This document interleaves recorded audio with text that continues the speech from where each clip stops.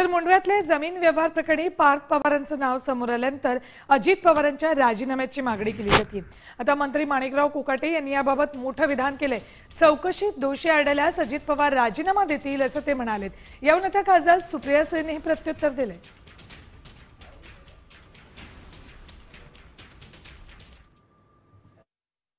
नुसते आरोप करणं बरोबर नाही। तुमच्यावरचे आरोप झाला तर तुम्ही ते सिद्ध करायला पाहिजे ना, दोषारोप म्हणून। आम्ही जाहीरपणे सांगतो की जे काही चौकशी आहे चौकशी करा, चौकशीला आम्ही सामोरं जातो। तुम्हाला दोषी आढळलं तर दादा जातील ना, दादा राजीनामा पण देतील। दोषी तर कळू द्या एकदा। मला तुम्हाला सांगू, कमाल आहे, आज एवढंच म्हणू शकते मी। अजित पवारांच्याच पक्षाचे लोक म्हणतायत की त्याच्यात काही सत्य असेल तर अजित पवार राजीनामा देतील, तर त्यांचं हे काहीतरी स्ट्रॅटेजी असेल त्यांच्या पक्षाची।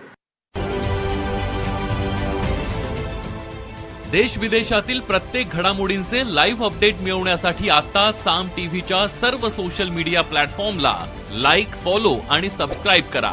तसंच सर्व नोटिफिकेशनसाठी बेल आयकॉन प्रेस करायला विसरू नका।